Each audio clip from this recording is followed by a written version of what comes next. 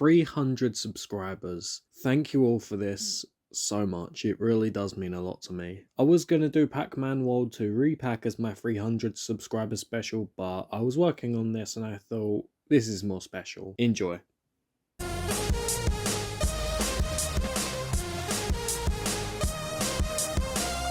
Anyone wanna know why I haven't uploaded in over 2 weeks? No, it wasn't because Resident Evil Resistance was so bad it made me question everything. Why do I have 10 fingers? Isn't this a little excessive? Although I did question some things. Well, it wasn't due to my constant indecisiveness. Okay, it wasn't fully due to my constant indecisiveness. Point is, after some back and forth on what to do next, I decided on making this video sooner than making it closer to the 10th anniversary and releasing it then. Honest to God though, I did not think it would be anywhere near as long as it was. Like, I thought this would be at first like 50 minutes to an hour at most. Anyway, enough yapping. Plants vs Zombies is inherently batshit insane as a franchise, so having it have a whole sub-series of hero shooters makes a ton of sense. For a really brief summary on the history of this series, Plants vs Zombies is a PC strategy game where you defend your home from zombies by planting plants on your lawn. It's pretty fun. From there, it's got sequels and spin-offs. Of course, Garden Warfare was the most influential spin-off. Regardless of what you thought of the idea of a Plants vs Zombies hero shooter, Garden Warfare was a massive success. So of course, PopCap capitalised off of this success with 2 sequels, Plants vs Zombies Garden Warfare 2 widely being considered the best of the trilogy. This game basically just replaced Garden Warfare 1 in every aspect, and is often considered by many who played it to be one of the better hero shooters out there. Battle for Neighborville I haven't really played that much of, but I definitely see where the hate came from. Oh, also, I always thought that if we got a Garden Warfare 3, we'd have the Disco Zombie as a playable character, and then this game had to have a fucking Ice Spice OC instead. Why yes, I am still mad about that. One final thing I should mention before we go into this game is my connection to it specifically. In fact, you know what, let's look at my connection to the entire series. Up until Garden Warfare 2, I am not talking about Replanted, You Can't Make Me. As a kid, I remember going on this vacation in the UK and I was with another family. One of the kids showed me a game on his phone called Plants vs Zombies, and it hooked me real fast. It was genuinely unlike anything I'd ever seen at the time, and it was so much fun. Also on that holiday, there was a Plants vs Zombies arcade game, but it didn't work despite how many coins I put into it. No matter how hard I tried, I couldn't get the game to work. No matter how much I wanted it either. Kinda like how much the USA wants a better president. Zing! When I saw Garden Warfare on this kid's Xbox 360, I want to say a year or 2 later, I knew I had to play it. I didn't even get to play it that day, I just knew it was there. All he said was it would be too difficult for me or something, but oh well. I don't think they meant anything by it, I just think that was kinda strange. But seriously, when I saw this game, I knew I had to play it for myself. I mean, come on, it's Plants vs Zombies with a more badass and gritty art style. Well, as much more grittier than you can get from this anyway.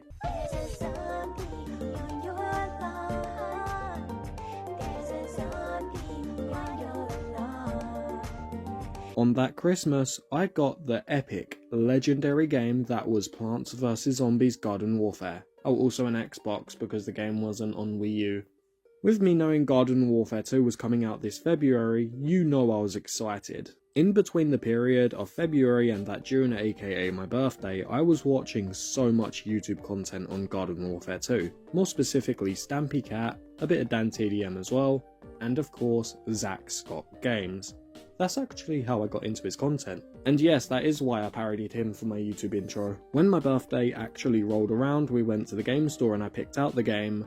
I of course played it a ton. I don't even think I went back to Plants vs Zombies Garden Warfare 1 to be honest, like I think I might have once, but I'm genuinely not sure if I am actually remembering that right or not. Also, going back to Zack Scott Games, I don't watch him a ton anymore. I mean, I don't really watch him all, I might get back into his content, I'm not sure.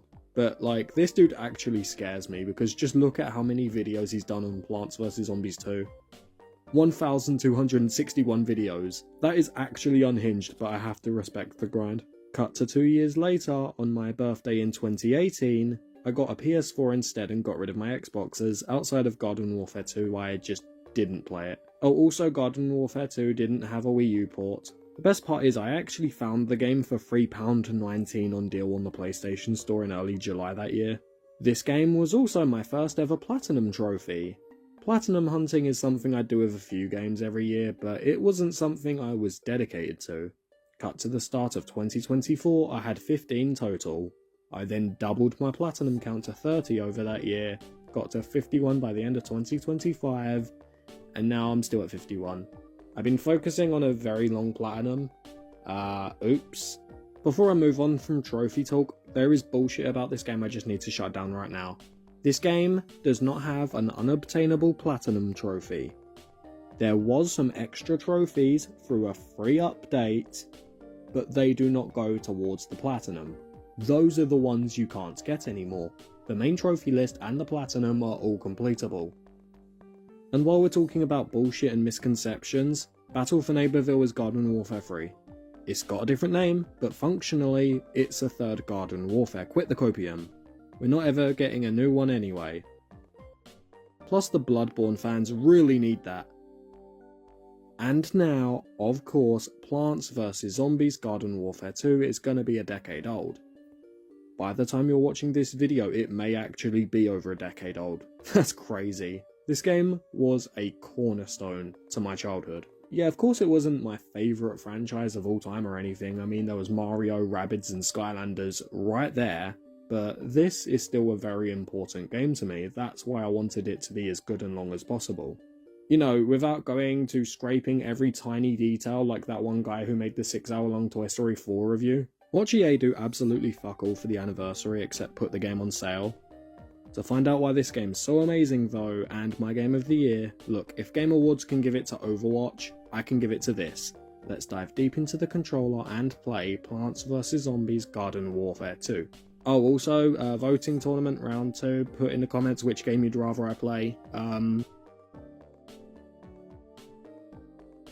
think what we should cover first is the new scope Garden Warfare 2 brings to the table compared to Garden Warfare 1. Plants vs Zombies obviously wasn't a series with a wide scope in world building, but at least Garden Warfare 1 showed more than one house. A house in the middle of a street, a house. Garden Warfare 1 had a menu. It worked. It was fine. But this game has a damn massive hub world, as far as hub worlds are concerned at least. This is such a huge area to explore for something that's basically nothing more than an in-between area while you select what game mode you want to play. This was impressive in 2016, but nowadays it's still very impressive. This is basically a whole small town you can explore, split across two sides, plants and zombies. This is shown well just through colours, like green being the main colour of the plant side and purple being the main one for the zombie side, even having purple grass. I would question why they have grass, even though they hate plants and grass is a plant, but it does look cool. Also, I noticed in one of the maps in this game, the trees have this weird, like, tech motherboard kinda... I don't know what it is, but like, this sort of design makes it look artificial on purpose, like it was created by scientists. So maybe all the grass is scientifically built to not be plant-related grass? I have no idea. Oh wait, sorry, I just got a text. Rick Grimes has messaged me about how wrong I am. The two sides are plants and walkers. Anyways, we're at the point of the episode where Rick Grimes and his buddies just don't do anything except for talk for like 20 minutes, so we'll check on him later. One thing the game does better than Garden Warfare 1 in my opinion is represent both plants and zombies equally. In Garden Warfare 1, there was a clear bias to the plant side, so here I'm glad that's fleshed out properly. As a kid, just looking around this huge space, even if I wasn't doing anything, it was just such a great adventure. One that I would have a few times. Okay, many times. It may sound like it's not a big deal, but to me it really was, and it still is till this day. On top of that, through updates, the hub world got bigger. There was a town hall with all sorts of crazy new game modes for limited times.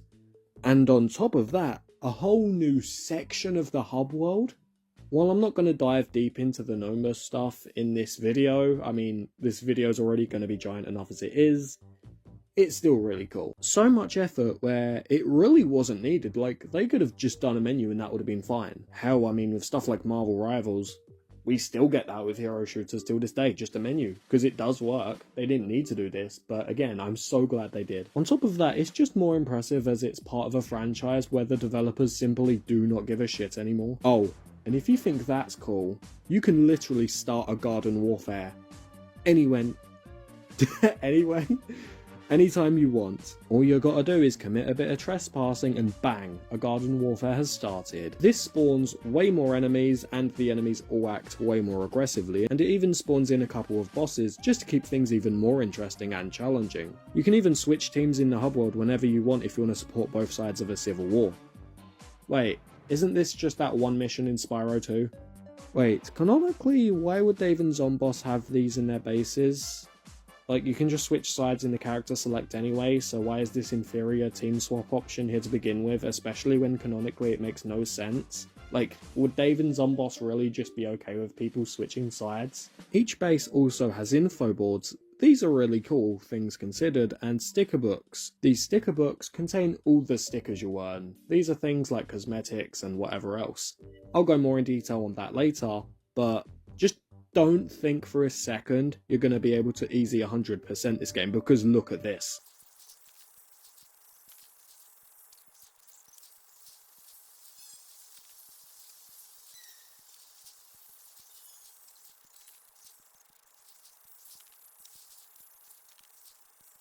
The hub world also has cannons, but I must ask, are the cannons canon? There's plenty to do in this hub world outside of just talk and kill enemies. There's plenty of quests from NPCs, and also a few minigames which are pretty cool, from target shooting ones to these fast food minigames. McDonald's is now brought to you by a goat and a chomper. Ah yes, two gluttonous creatures controlling the travel of food.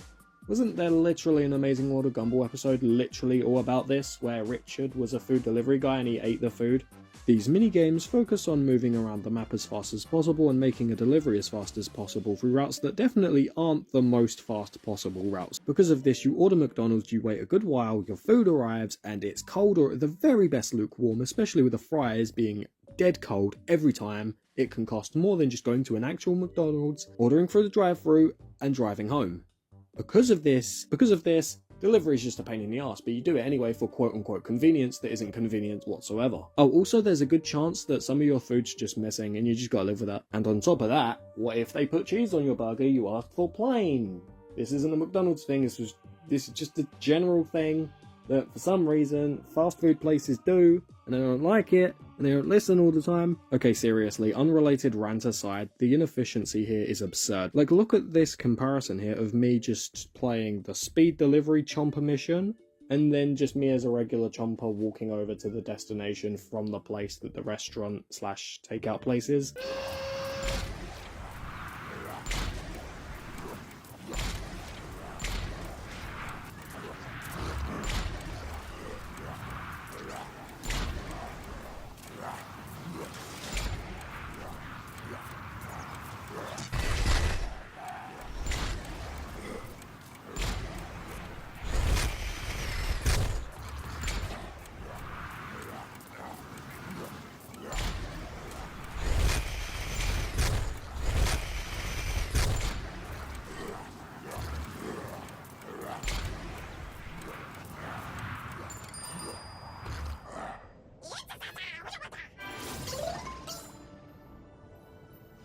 This is ridiculous.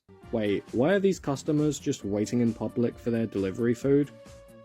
Wouldn't we have to go to their houses? I can't believe Roblox work at a pizza place is more realistic than this game. I know it makes sense for gameplay or whatever, but canonically, it just makes as much sense as using plants to stop a zombie breakout, so I guess it checks out in this universe. But that still means my McDonald's is cold, my half pounder is full of something I didn't want in it, and where the hell's my soda? I ordered the soda, where is it? Where's the damn soda? Also, it minorly bugs me that when you do want it, just puts you back in the hub world and you have to walk over back to it. Like, I know it's right in front of where the NPC is, but like, couldn't it just put you back on the menu just to select your next mission?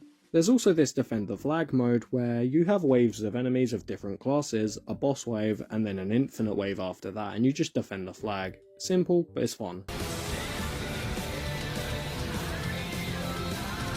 The way you unlock this mode is actually pretty interesting. You have to complete a certain campaign mission to then unlock it. Oh right, the campaign in the hub world! Yeah, this hub world has a frickin' campaign. In fact, there's not one, but 2 campaigns on top of all of this. The hub world's campaigns are split between plants and zombies, not as one interconnected story, rather 2 disconnected ones, and it's amazing and I love it.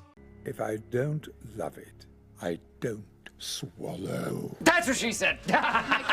These missions are nothing too intense or mind-blowing, but really do give you more of a great reason to explore the hub world. You can even unlock exclusive areas based off of different playable characters that are their own bases. Rose's is a fancy castle, which by the way you can see in the hub world here in the distance. You can also see Citrons in the distance in the hub world. It's this floating spaceship, literally shaped after an orange, because he is an orange. That'd be kinda weird. I mean, it's cool, but it's kinda weird, like, imagine me living in a house the shape of a man. Corns is just a generic military location. Imps actually send you to a factory. By the way, the imp missions are actually from the mech, Steve. I just find that funny because they actually treat the imps like little children because they are little children. The pirate's captain has his whole ship you can look around. Why is that there? And Super Brains, he has his own purple Fortress of Solitude. This is so cool and so funny. Also, workout area. Makes sense.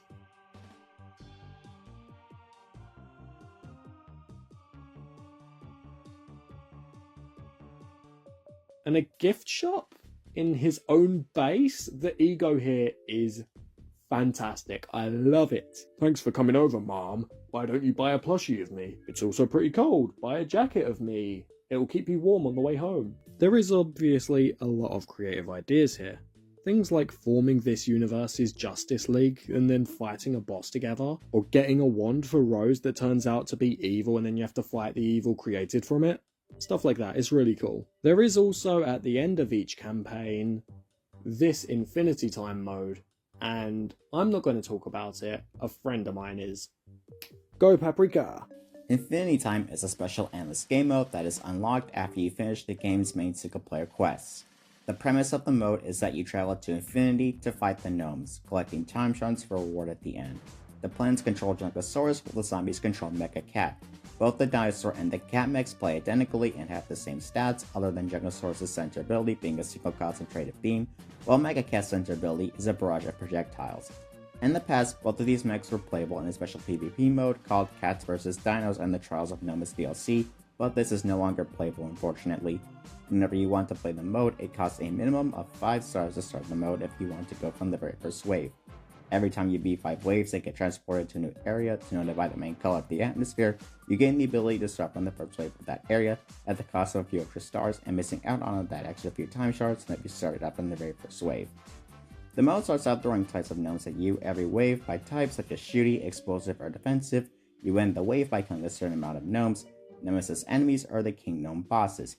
Every time you kill an enemy, they drop shards with 50 shards from enemies and 200 from the bosses. Collecting these shards is critical as not only are they the only means of restoring your health, but the quantity of shards that you've collected upon losing the run will determine the quality of the reward that you receive at the end. Going back to the types of enemies, sometimes you will get waves of Nemesis enemies, which means they will be plants spawned from gardens or zombies that spawn from tombstones, depending on which side you are playing on.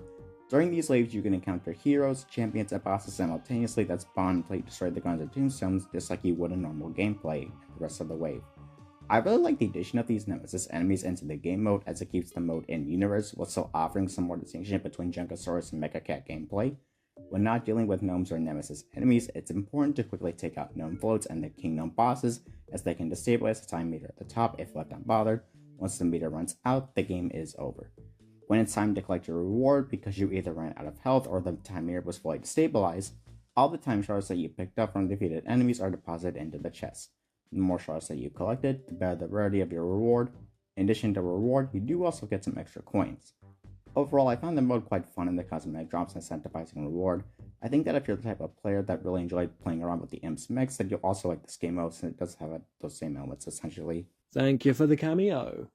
There's more to come, by the way, guys. Keep an eye out. One thing I do love about Infinity Time is they clearly got the rights to Danger Zone for more than just the trailer.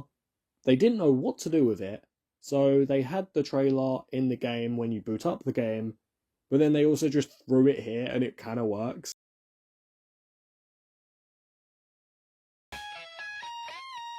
Hey look everyone, it's your favourite game developer, PEA Sports. You can actually play football here too, but I'm alone.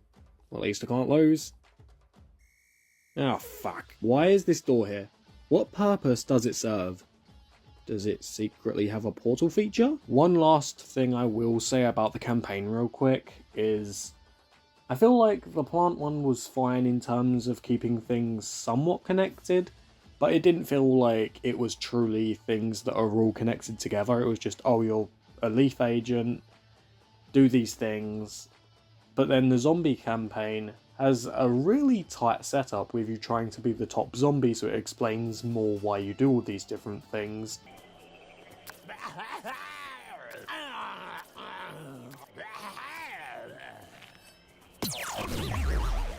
As it is disconnected from the main modes and is used in the two campaigns, I may as well quickly dive deep into the Ops mode here. I'd say real quick, but this ain't a quick section.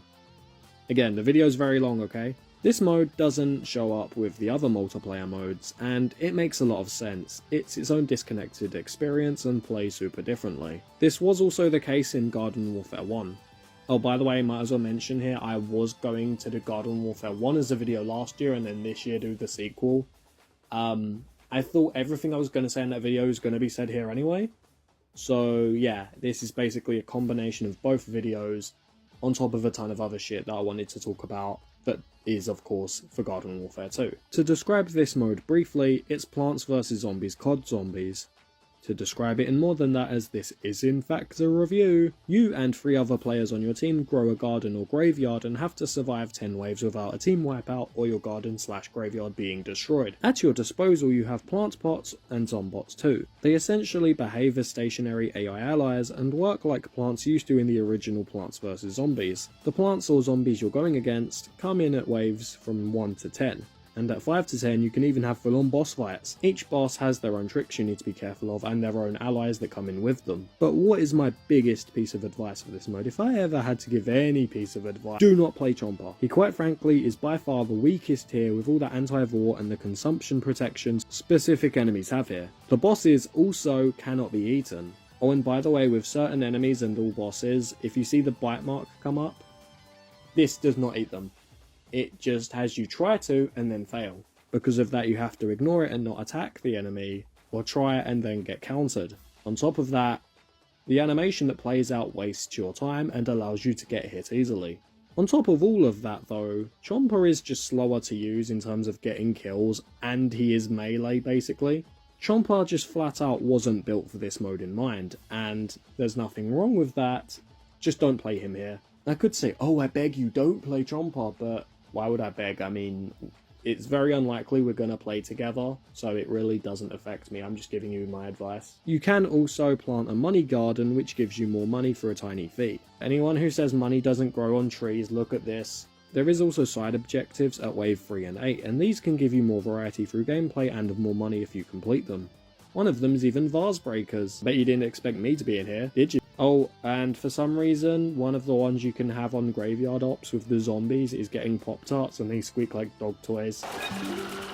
Oh, and by the way, one for the plant side has you grab a chicken and take it to a screening of the Minecraft movie. This mode, especially when playing as the plants, is the most proudly Plants vs Zombies mode out of the whole package. It's definitely the most accurate to how the classic Plants vs Zombies plays, but as a shooter game. In Plants vs Zombies Garden Warfare 2, they added the ability to play it with either plants or zombies, but also the ability to play it with AI teammates if you're a loner. Yes, this was made just for me. All jokes aside, this is really good. For one, in Garden Warfare 1 you could only play this mode from the plants perspective. I get why, but it's such an easy way to add more content and it makes so much sense when you think about it. Also, this is just really cool. Yes, it is true that enemies get tougher when there's more of you. That doesn't change too much, as it's just way more difficult in single player compared to 4-player, kind of like Borderlands. One thing I do love about the AI players though is You can switch between them whenever you want. This is really cool and kind of makes it more fun than playing with other actual people. I mean, unless the people you're playing with are your actual friends. It just feels like with the AI players, you have strategy from when you go from one character to the next, and there's different reasons to switch over. And I mean, more strategy to a shooter game based on a strategy game, it makes sense. After wave 10, enemies infinitely spawn as you run and get to the chopper, and you wait for the timer to run out to be taken away. If you fail and get left behind, well, you're left behind. I can imagine it's like Pikmin, where if any Pikmin are left behind, they're mauled to death. I also love this detail here where if you don't immediately spawn a zone at the start, Dave or Zomboss will have a loop animation of them being impatient in their own ways. Dave is just being a happy, chill, supportive guy, while Zomboss is just done and pissed off with it all. Hurry up, I want to watch the Great British Bake Off already. I hurt my favourite show of all time, I'm a celebrity, get me out of here, Zom, but I can wait, I can watch it later, it's fine. Oh, by the way, during the campaigns, you actually have each character you take missions from, well, that are playable at least, they have their own animations for this. It's such a small detail that, let's be honest, wasn't needed because how small these moments really are, but I love it. You can do it, T. Murder him. Don't mind me just taking a shit, Raven. It's fantastic. Say that again? It's fantastic. Look at my super jawline. Back in my day, if you bought a video game, you actually owned it. Yeah, let's get you to bed, Gramps. Did you guys know? Wait, sorry, my song on Spotify was still playing. I love Lava Chicken from a Minecraft movie. As I was saying, did you guys know? For the Z-Mech one too, you actually get to pick his holiday location. How kind of him. I chose Egypt, aka Egypt, as I've went there twice and got sick in different ways, and he's a robot and robots can't get sick. Also again, his name is Steve. That's why he was listening to Lava Chicken, by the way. Oh, Korn's Special Ops mission also just doesn't say it's Special Ops when you scroll over it. Weird. Okay, I guess. Now talking about the characters and everything around them. It feels weird talking about this now, as usually I start with the roster when a game has a roster that I'm covering. Unlike Garden Warfare 1, however, you start with all of your character abilities instead of needing to unlock them, because yes, that was a thing in the first game. Also, the way you unlock the character abilities are so stupid and easy that a 2-year-old could do it. At that point, what was the point? Genuinely. Not that the character abilities should be unlocked anyway, they should be free from the start. Now you just level up like any other game ever. But don't worry. This is Plants vs Zombies. It still has a bit of unique flavour. When you hit level 10, you need to rush back to your team base to enroll of your class with the cute little plushies and the 2D art, and then give that character a promotion. It doesn't give you more money playing them. That would be cool, would make sense, would be useful. We don't get that. You do get 20,000 coins though, so that's cool. What a promotion is in reality, however, is just some bling for your HUD that tells everyone that you got to that rank. Well, you actually have to kill someone for them to see your rank, but still. These character-specific ranks are Bronze, Silver, Gold, Gem, and Diamond, whereas the game calls them Specialist, Advanced, Elite, Super Elite, and Master. There is another bonus to leveling up, however. For every level 5 or 9 you hit, you get a small boost of sorts. Any character can have only 3 active at once, however. These are things like health increases, health regeneration speed increase, walking speed increase, more ammo before a reload, things like that. It's real basic, I'm well aware, but it works really well. It gives an advantage, but not a major advantage. It's really minor overall, which is good so then new players aren't getting extra screwed over. I've seen other online games like Evil Dead the Game do this stupid shit, where players who play more and level up more have insane gameplay advantages. Like, you can literally have entire skill trees more than new players. That's insane. What I also love is this level doesn't apply to a full class anymore like in Garden Warfare 1. Each variant has their own level and rank. It's also good just to be able to see how good you are or how much you've played with a specific variant. What are variants, however? They're, well, variants of different classes. Their gameplay is almost the same as the base character, but there's small tweaks like fire, armor, toxic, or ice. There is even more unique ones, like this Super Brains that allows you to punch fast in quick succession, speeding up with each hit, but it has a cooldown. There is also a small count of vampire variants who gain health after getting kills. Nice, I remember Mario plus Rabbids did that too. There is actually a way to get all your variants from Garden Warfare 1 you earned in the second game immediately. I remember doing it on my Xbox as a kid. Me getting my PS4 in this game shortly after, in 2018, meant that I kinda had to restart this time around. and by this time I mean since 2018, this isn't a recent event whatsoever. I have got save data on 1 now, which means I probably have some cosmetic items that I don't have in the second game, but I haven't seen this option come up in the mailbox like it did on the Xbox. My guess is because I've got save data on Garden Warfare 2, it doesn't let me carry over anything from the first game. Even if I did go back to play it, in fact I actually bought the game last year just to platinum it. But how do you get these variants? Well, you can spend money you earn on sticker packs that give you a variety of things like cosmetics, consumable NPCs you can spawn, self and team revives in the ops mode, parts to these variant characters I've been talking about, or even special abilities you can switch the basic ones out for, and they're not like tougher versions of abilities. They're more just alternate takes on them. What I mean by that is, one isn't objectively stronger than the other, it's more balanced than that. It just has different attributes that let you have a choice between what one you want to take in, and of course it adds variety to the gameplay. I do think these alternate abilities should have been unlocked differently however, like doing character specific challenges or just doing specific campaign missions. There is also legendary characters who are extremely rare to get, but whilst I was just playing game and getting footage for video, this happened.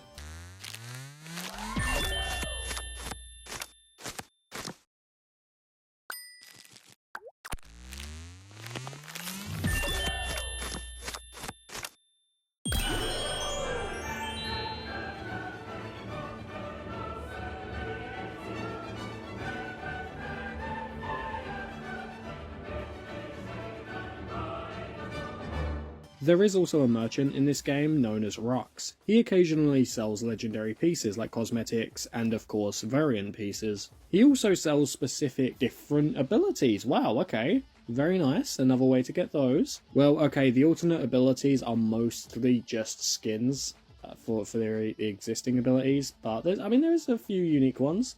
It's just mostly pre-existing abilities with a bling look. One thing I should note though is he is really damn expensive. Like, the stuff he sells has a high price, so make sure that when you see something you want, you're 100% sure you want to spend so much to get it. Rux actually, before being in the plant and zombie bases, he used to be in the sewers, only real ones remember that. Also a fish you can trade stars for XP with. Oh right, So you can choose challenges of 3 types from your base. Plants, zombies, or miscellaneous, aka everything else. I'm serious, in like anything where the word miscellaneous is used, just call it everything else, because it's just everything else. The former 2, plants and zombies, get you stars which can be used to unlock different spots for statues, open chests, unlock the delivery minigames and other things. The challenges themselves are stuff that usually make you play certain characters certain ways, use certain types of variants, or simply just kill people. The miscellaneous category is stuff that can be done on either side and usually tends to be built around specific game modes. Some challenges are also bigger with bigger rewards, identified by a golden lightning bolt. Doing challenges builds up a multiplier to XP, and this of course gives you XP faster. It multiplies the XP. We've seen this in other games before, do I need to explain this? It just gives you an extra reason to log on to the game, because if you don't play for a while it does go all the way down. It's also not that hard to really get it up, like you only have to do a few small challenges. But what are the classes? I mean, this is one of the most important parts of the whole game. Is it weird that I took this long to get to this part? Maybe. But I think it works for this structure. How do they play? How many are there? Well, in the first game, we had 8 classes. 4 plants, 4 zombies, and 9 if you count boss mode. That and Taco Bandits are like the only 2 things in the first game that aren't in this game. In Plants vs Zombies Garden Warfare 2, however, we have a total of 16 characters. 8 plants, 8 zombies, 14 from the start, 2 unlockable. First, let's look at the old characters returning from Garden Warfare 1. Then we'll look at the new, then we'll look at the extra content characters. For the most part, these characters are exactly the same as in Garden Warfare 1, minus one character being slightly different with one different ability. Plants first. First, we have the Pea Shooter, your standard, easiest to understand type. He's a jack of all trades speedy type character. The pea shooter has a basic yet effective pea shot you can shoot zombies with that has good splash damage and 3 bonus abilities. First up is the Chili Bean Bomb from the original Plants vs Zombies 2. He's basically a grenade with a face on it and can obliterate health when used correctly. Oh my god, please say High on Life 2 has grenades with faces on them. That would be so funny. Hyper allows you to run faster and jump higher for a small amount of time. It synergizes very well with the basic shot, bomb, and especially in low gravity areas. This is because the low gravity and the effect of Hyper can multiply together. As for the last ability, a Gatling power where you become stationary, however you can shoot ultra fast yet effective bullets out of your mouth to attack opponents. Cool reference to Plants vs Zombies 1 and a fun ability. I also love how dying with the Gatling mode active leaves the helmet on. That is such a cool detail. The second plant is the Chomper, without a doubt the most unique character and satisfying to use here. He's undisputably one of my favourite classes in the entire game. He's undisputably my favourite plant. It's also the hardest character to implement into a non-Plants vs Zombies game. Like, characters in Overwatch would be easy to copy for the most part. In this game though, Chomper's the one where you can't copy him. It's just so unique and built for him, like you just can't do it. Not without entirely copying the character itself too. Chomper, as you can imagine, can chomp, which is already cool, but his abilities all tie into that, and of course the main gimmick of him in classic Plants vs Zombies, the ability to eat. If you use your burrow power, you can then go underground and eat someone. Well, within the short time limit, of course. You can also just eat them normally by getting behind them stealthily. The goop is basically just a projectile attack that stops people from being able to use their own abilities for a short, brief period, and also they move slower. You also have a spikeweed.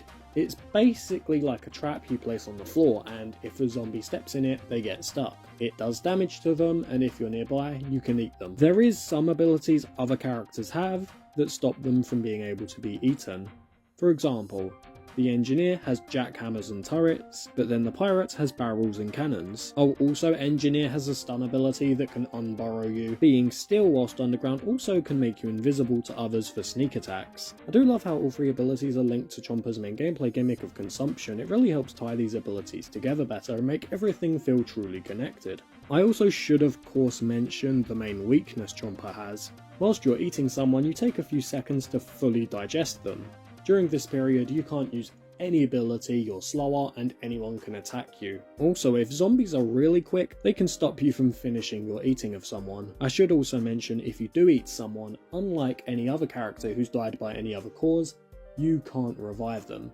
Well, actually, there's some staged things in Garden Warfare 1 and 2 that can stop them from being revivable, but still. Overall, Chomper's definitely one of the riskier characters to play here. I'd say the zombie equivalent to this is probably the Imp, but more on him later. I also noticed that in modes like Graveyard Ops or the Flag game, AI Chompers cannot flat out eat you or your allies. There is also variants that switch your basic melee chomp with sprays or projectiles for more gameplay variety. It's kinda like how the Demo Man has alternate weapons that turn him into the Demo Knight and play him entirely differently. Sunflower's next. This class is based on healing rather than in the original Plants vs Zombies where it was capitalism. You know, the US healthcare system would be much healthier and more affordable if they plant these things everywhere. The Sunflower also has a decent siege shot attack, but also a weaker Gatling attack similar to the pea shooters but using a ray from our Lord and Saviour Jesus Christ. And of course, the 2 healing powers. This is a healing class after all.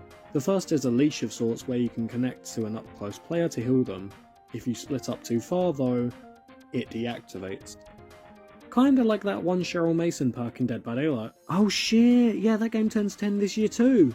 Also Doom 2016. Maybe I might do a video on Doom 2016 in May. Also, some people are very down bad for the Vampire Sunflower because they think it's a goth girl, and they would probably want to be on a leash by her. There's also a Plant Pot, who you can place down for other players so that they can heal the players. It has its own health and can be healed. I also just love how the plant drops sun to heal people, with it being obviously for healing instead of capitalism. That's funny. Like, if you're gonna replace the capitalism gimmick with the health gimmick, you may as well go all the way here.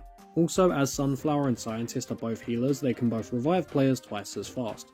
Very nice, very useful, and adds some more natural perks and benefits to being selfless. Chrissy, wake up! I don't like this! Chrissy, wake up! Sniping's a good job, mate. It's challenging work, Out of doors, I guarantee you'll not go hungry, because at the end of the day, long as there's 2 people left on the planet, someone is going to want someone dead. Not a crazed gunman, Dad. I'm an assassin. Well, the difference being one has a job and the other's mental sickness. I'll be honest with you. My parents do not care for it.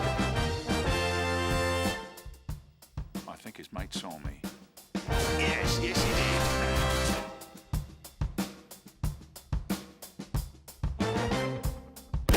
Feelings? Look, mate, you know there's a lot of feelings. Blokes were bludgeon their wife to death with a golf trophy. Professionals have standards. Be polite. Be efficient. Have a plan to kill everyone you meet. Last of the classic plants is the cactus, the team sniper. Cactus is a sniper and is definitely alright in my opinion. Definitely also my least favourite of the 4. Still fun though. Cactus of course has her main shot, but then also 3 abilities. First is the walnut wall. It's really useless.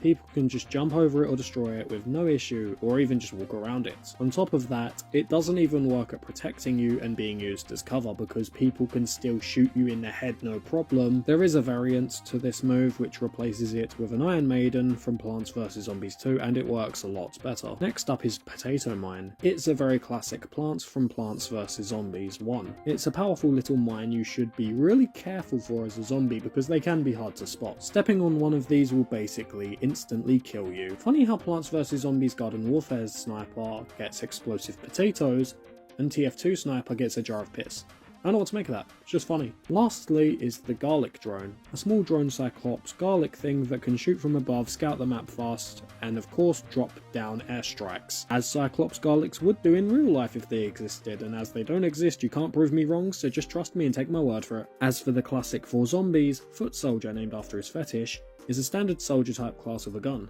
I've heard of COD zombies, but this is ridiculous. Soldier also has a rocket he shoots by bending over and aiming the rocket with his back, which just looks kind of funny. As well as a rocket he can shoot at an enemy, he also has a rocket's jump, totally not inspired by the soldier class in TF2. There's also a purple smoke bomb cloud, which it has grown on me, but it's still not a great item to go with the rest. Why doesn't he just have Weed Killer or something, as Weed Killer's used to kill plants? Or a lawnmower? Hey wait a minute, in classic Plants vs Zombies, why wasn't the lawnmowers used by the zombies? They're used to kill plants.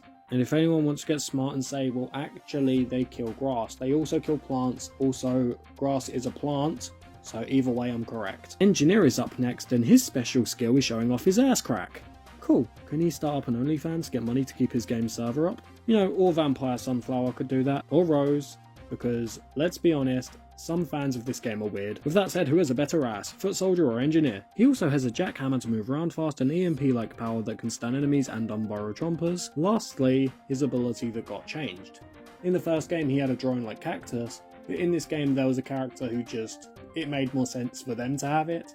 So because of that, they had it. Engineer now has a turret. The turret plays like Pea Shooter's turret, but just very, very tall, and of course, when chompers try to eat an engineer while they're in this mode, it just eats the turret instead.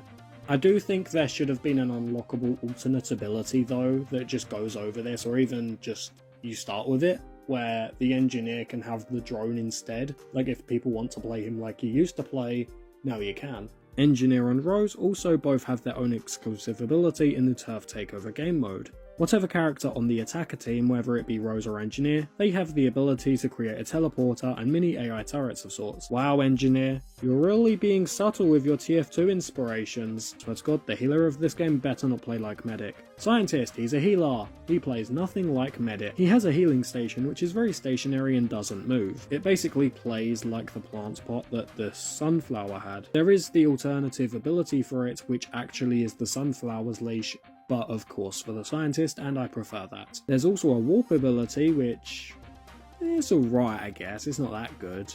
The alternate ability that turns you into a sperm is much more useful. Sticky Ball, a sticky ball shaped grenade. It's basically Demo Man's ones, but not Demo Man's. Scientist is one of those characters I just can't say much for. Like, he's alright, he functions, he's pretty good, don't get me wrong. There just isn't much to say anymore.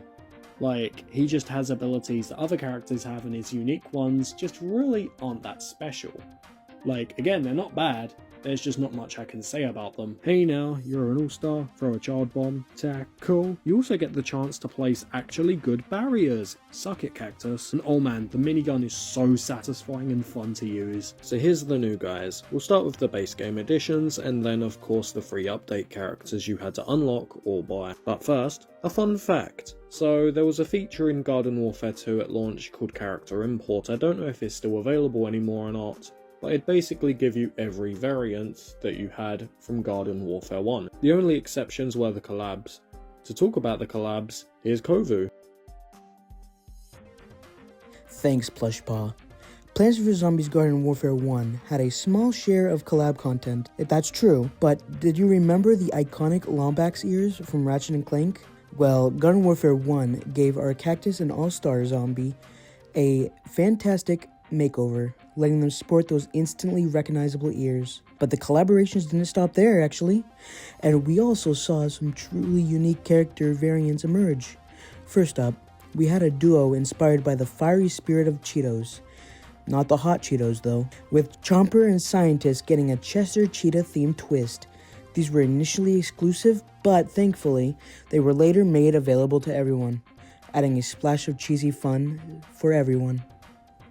And then there was the Aquafina collaboration. Now, before you picture that singing seagull from the Little Mermaid remake, it was actually water brand Aquafina. They added two variants, a berry-themed pea shooter that looked amazing, and a citrus cactus with a crown made of... Can you guess it? Yeah, it was oranges. By the way, you can find me on Twitch and YouTube at the Bear with Orange Fur. Well, until Jacob's back, I could talk about Plants vs. Zombies Heroes. It may sound weird too, but that game was inspired by Super Brains from this game for one. Also on top of that, there was in fact a collab between the two games via special cosmetics based on the superhero versions of a few characters. It isn't a lot, but it didn't really need to be, and it works well. Fun fact, the new base roster classes also have demo videos to showcase their powers. Not the unlockable ones or the original characters. Screw newcomers, I guess. I'm not going to show these videos though, just because it's my review and I'm the one explaining how they work. On the plant side, first up we have Citron, who plays like Samus from Metroid. Hear me out. They both fire from an arm cannon, they both roll into a ball, both also have orange on their armor. He can also use a shield to block off attacks from the front, and of course an EMP that can basically work like the engineers. The final trophy I actually needed for the platinum involved me using this EMP to stun 50 Z-Mechs. Citron of course can also go into his bull form, which also has two abilities. A speed ability that plays kinda like a more relaxed and floaty take on the pea shooter's hyper, or a bowling-like dash that can harm and knock back enemies. Next up is Rose. I used to think she wasn't that fun to play, but on replay I've kinda come around on this Scarlet Witch. No, not that one. Rose has a magic wand blast that can home in on targets, can turn into a pulsating immortal head briefly with a pink female fart blast, use a time slowdown aura ability, and it kinda works like the gravity grenade that another character has who we'll talk about soon. For her last ability, Rose can turn zombies into goats, which is pretty goddamn funny, and they can't really do all that much while in goat form. It actually reminds me a lot of the Sheepinator from the Ratchet & Clank series. I also love how when Rose dies, she just turns into an ordinary actual Rose. Corn can shoot rockets made of corn, summon an airstrike made of corn, and the Husk Hop, a super jump that showers enemies, and you guessed it, it rhymes with that thing you can't say on YouTube. Well, you can say, you just can't upload it. It's corn, baby. Come down today and try some corn, or we will sacrifice your newborn. You can also pull back on this move if you really want to fully shower down on one particular enemy and just do a ton of damage. I've heard of a golden shower, but this is ridiculous. As a kid, for some reason, I mean I get why, but as a kid, I used to call this move the dramatic jump. I just think that's kind of funny. Now for the new zombies. First we have the Imp. Okay, this was the character that as a kid I was the most excited to try out. So there's the gravity bomb we talked about. Again, it works kind of like Rose's magic ability. There's a move where you can spin round, round, baby, right round, like Star-Lord in Marvel Rivals. But then you also have the mech. As you may have noticed, the Imp only has 75 HP. That is the least out of any character in the entire game. But when this power fails, make a quick call to EA, just tell them to fuck off a little, and then a mech suit spawns through a rift. And then that has tons of health and its own abilities. Is this the Krusty Krab? No, this is Patrick. Fun fact, the variants don't only play differently in terms of just stuff like guns or whatever, but they also have their own unique mechs with their own powers too. That's a lot of damage. How about a little more? No, that's a lot of damage. That is so awesome. It makes unlocking any of these far more interesting than unlocking a variant of any other class. Oh, there was one collab in this game, a Mass Effect collab. Very random, but hey, I mean, it was by EA, they didn't have to pay anyone to add this. And it's an imp variant.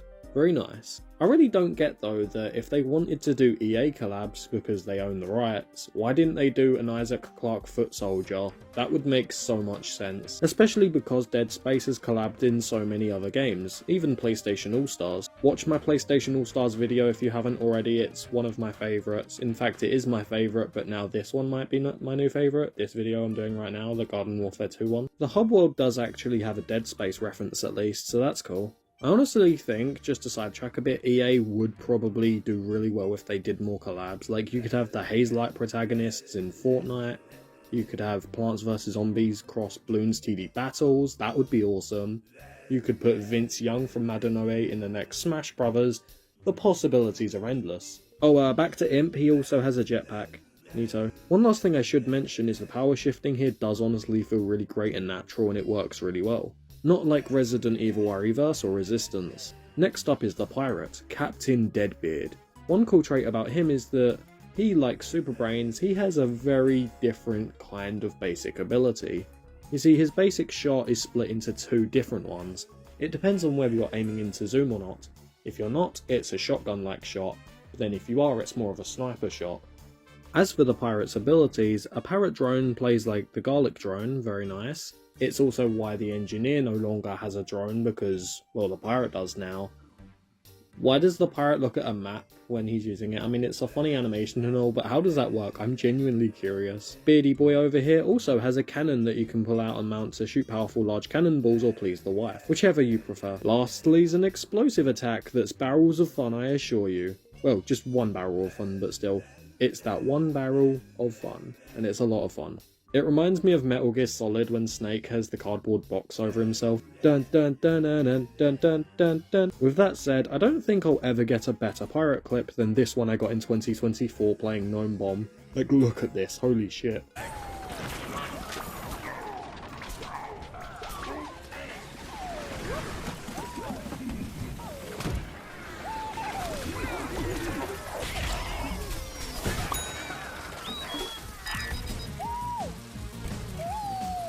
Lastly is Super Brains. He's like an over-exaggerated Superman but as a zombie. Neato, his basic attack is a punch that can become a laser if zooming in, a Hadouken which auto-corrected to Halogen on my phone, a Death Tornado spin he got after beating Entropy in Crash Bandicoot Warped, and a kick move which is very good for getting distance away from a sticky situation, or taking one big step into danger and kicking crime's ass. Wanna see my impression of Batman after he sees a group of jaywalkers?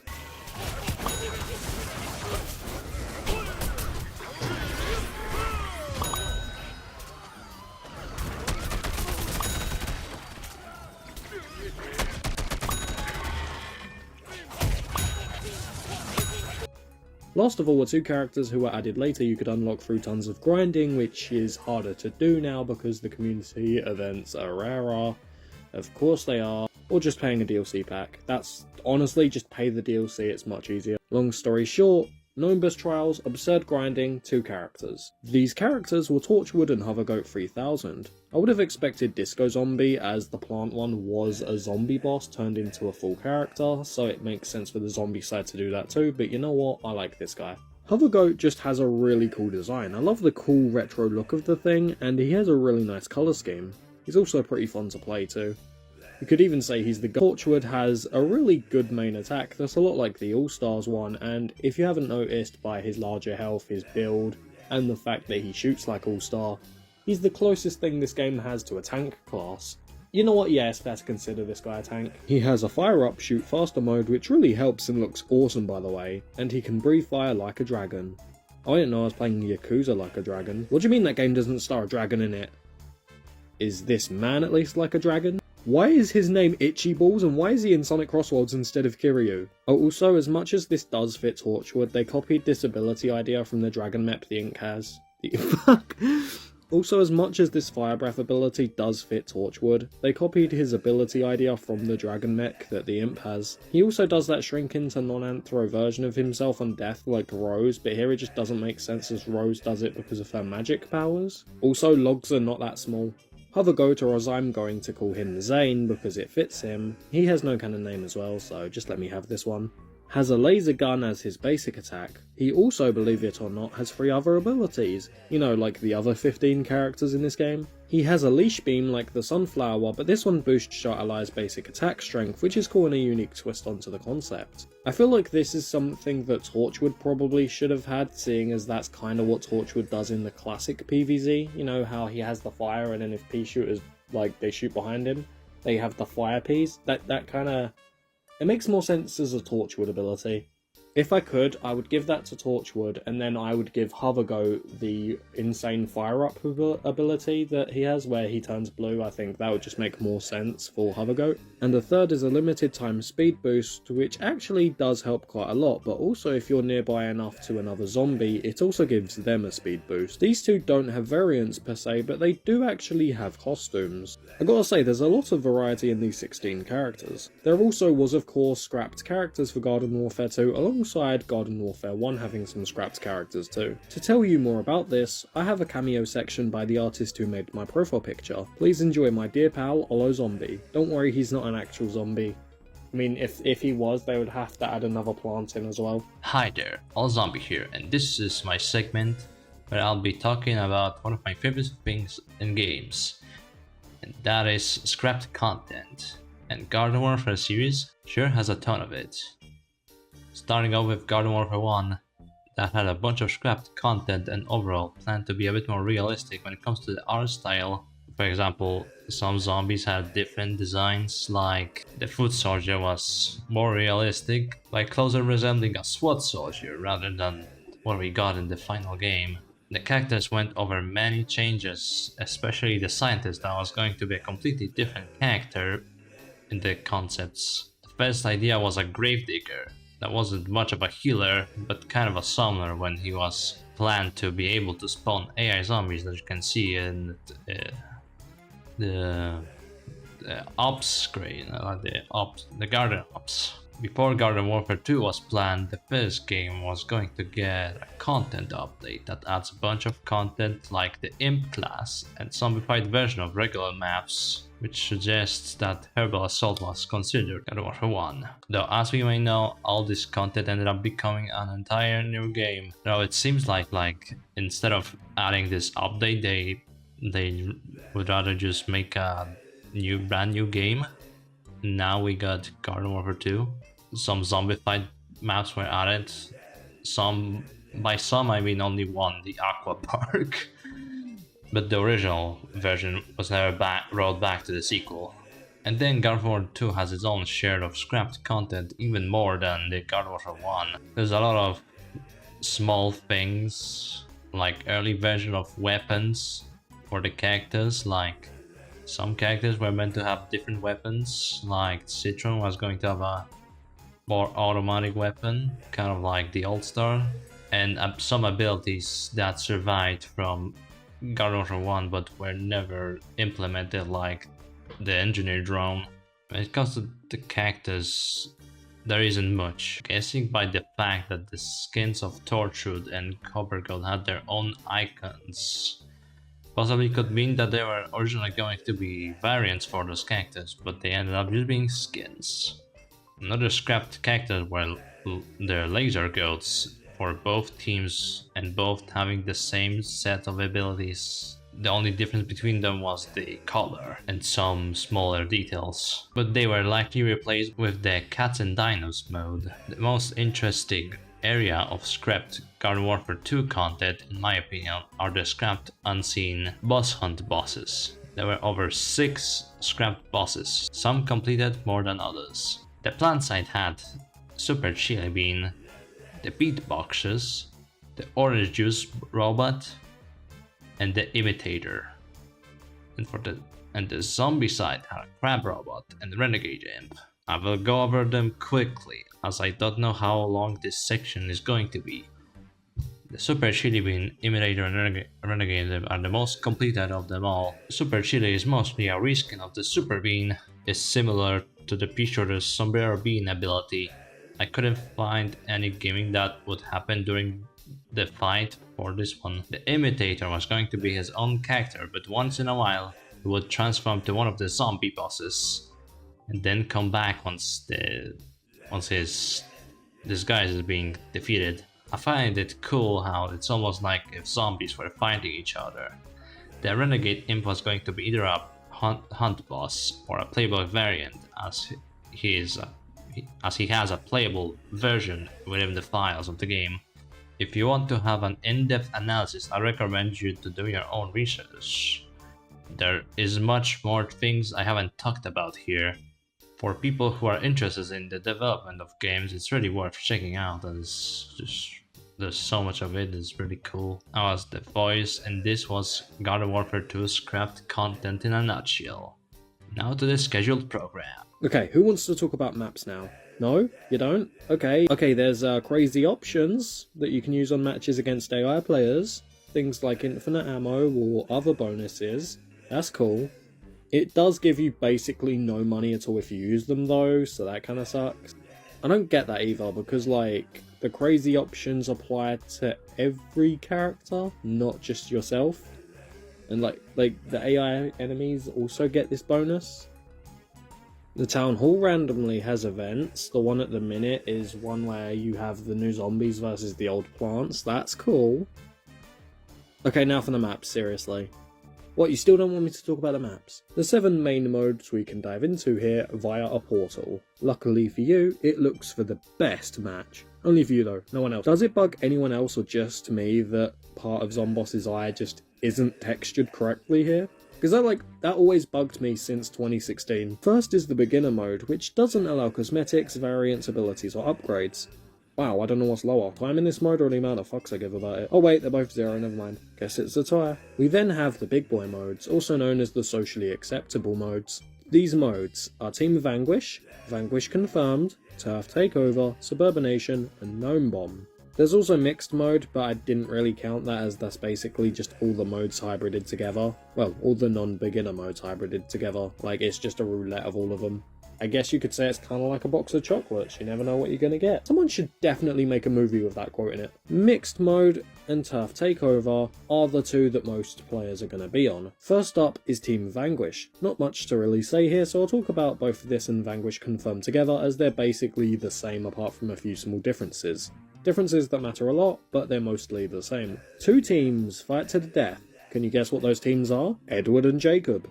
Yeah, I've never watched Twilight, I don't know why I'm making this joke. In Team Vanquish, getting kills will give you points, but then reviving a player takes a point off of the enemy's score. So it's kind of like it's a revival mechanic or something. Huh. In Vanquish Confirmed, however, when you die you will spawn a green or purple orb depending on your team. Collecting an orb of your own colour stops an opponent from confirming the Vanquish, which is called denying the Vanquish.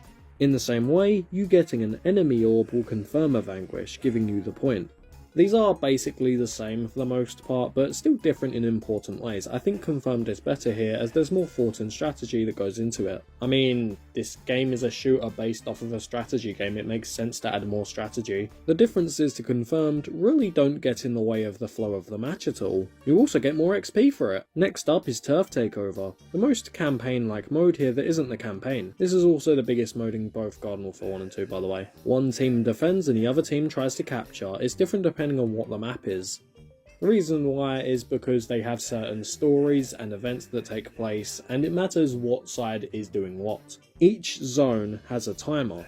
If the defenders can defend for long enough, we can wrap things up before lunch, but if a zone's captured, the next must be defended and or captured. Rinse and repeat until either the timer's up, or of course, the attackers take over everything. After capturing the 6th base, there is a big final minigame that determines the winning side. As for the final missions on each map, there's moving a boostering ram to kick down a castle door, using mirrors to melt a giant Yeti Zombie King, Rocket League if it was trash, trashing a zombie academy and taking down a giant zombot. Oh, of course there's also the Dave Manor one where you have zombies try to get into the mansion. In the first Plants vs Zombies Garden Warfare game though, in every map, plants always defended, zombies always attacked. It was very fitting to how Plants vs Zombies actually works. In this sequel, just like with the Ops modes, having it go both ways adds a lot of variety and extra content. This is also why zombies now have stationary spawnable enemies, while the plants have non-stationary spawnable enemies, where in the first game, plants only had stationary, zombies only had non-stationary. Now it's again both ways. Stationary enemies, of course, are used defensively, and non-stationary are used to attack. By the way, if you want XP faster, just use the healing enemies, because they bleed XP with how useful they are. Suburbanation, or as I like to call it, the Suburbanation Mindfuck America, or Welcome to a New Kind of Tension, or Across the Suburbanation, take your pick Green Day fans, is probably my favourite mode here. No, it is my favourite mode here. 3 zones for 2 teams to fight over. Instead of fighting and defending one zone, you have to fight and defend for 3.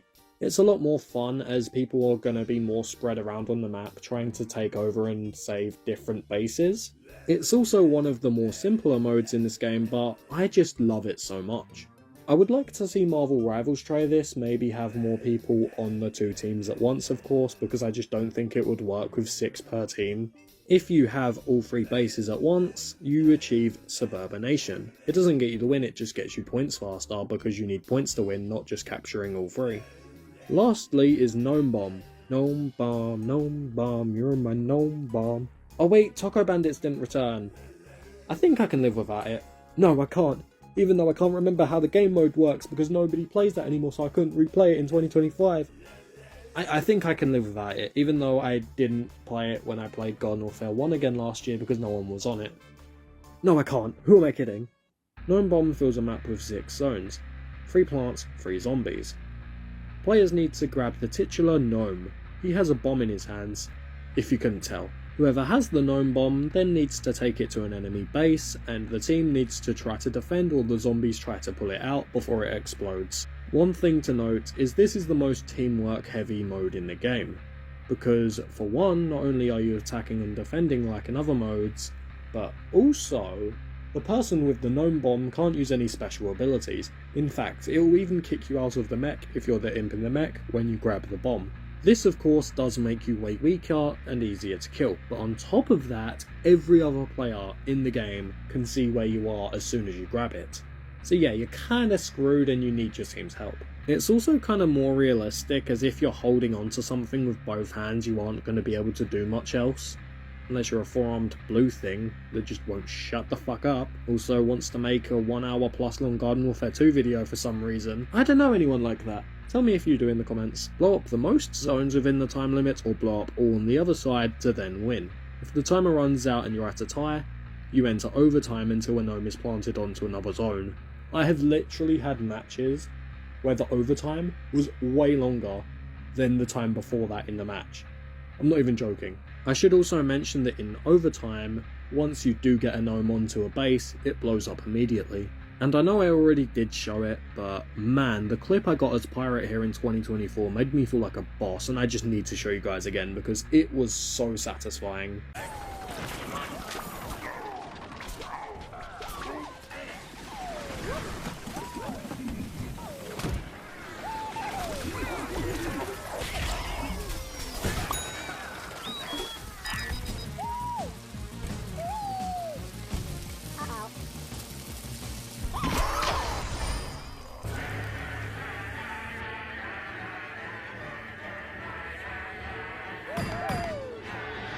I should also mention, after a match of any mode, there's a podium for specific boasts like the most revives, most healing done, first person to kill another player, biggest kill streak, most kills, and of course most assists. These do nothing, but they're cool, and you get to show off. I've seen challenges of people trying to get all 6 in one match. That must be such a fucking headache. I think the only way you'd actually be able to pull it off is if you were a sweaty Lord Cloak and Dagger main. Also, the kill sound in this game is so satisfying. Now for a brief talk about the Platinum Trophy, as it was my first Platinum. It's an amazing Platinum to go for, and it does everything it needs to. It gives you a good reason to try out all the mechanics of the game, and a great reason to try every single character out. Garden Warfare 1 did a good job at making sure you try everything out well enough. Well, not the game modes, but to be honest, that's lucky because most of the game modes are freaking dead. But yeah, great platinum, it's still possible. Don't listen to what people say because the ones you can't get are for a side list and they don't go towards the platinum. Definitely recommend you go for this platinum. I think I went pretty in-depth on this game. What do you guys think? Was it in-depth enough? Long enough? I'm really not sure. Might have to stretch it out for another half an hour. I should also mention the unfortunate fate the Garden Warfare series seems to be heading in though. It's sad, but I feel like I gotta talk about it. In 2023, there was a big scare that the first two Plants vs Zombies Garden Warfare games were shutting down forever. It brought so many fans together to remember the good times. This was luckily proven false in a statement by EA themselves, saying how the games still have a large player base, so they don't want to shut them down yet. I gotta say, rare W for EA.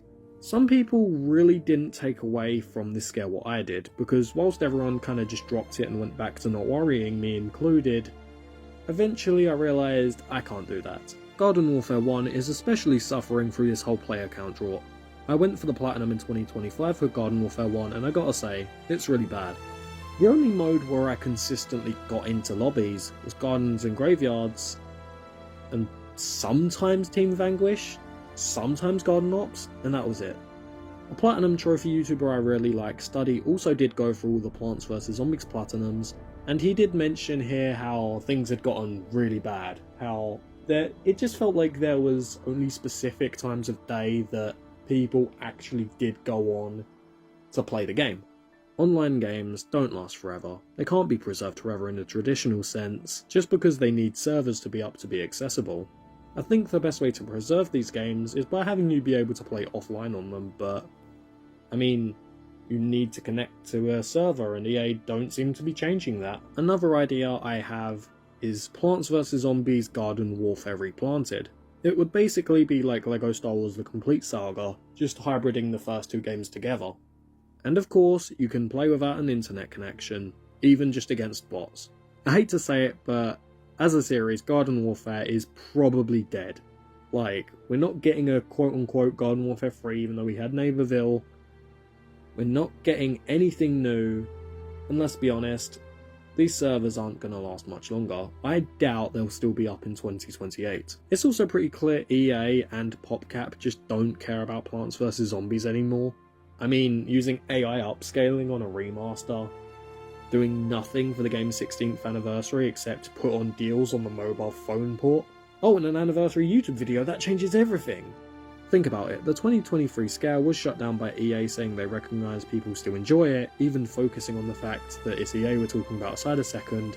This stuff is all part of a business. How long until the guys in control see how little money these games make anymore? Oh, there's just not really a ton of people buying it anymore. Garden Warfare 1 and 2 just really aren't worth keeping the servers up for. I mean, money-wise, they'd probably gain a lot by shutting them down. How long until EA finally decide, we're pulling the plug, we're done. There really is just no good ending for these games. It's sad to think about, and with how much love I put into this video, it sucks I have to mention this, but it's real. You know, this game is headed towards a dark end. If the game is still available to play when you can see this video and when you have the ability to buy the game, I definitely recommend picking up a controller and playing Plants vs Zombies Garden Warfare 2. Even if you haven't played the OG Plants vs Zombies or Garden Warfare 1. It really is just such a fun game. If Garden Warfare 2 is dead by now, all I gotta say is, you did us well.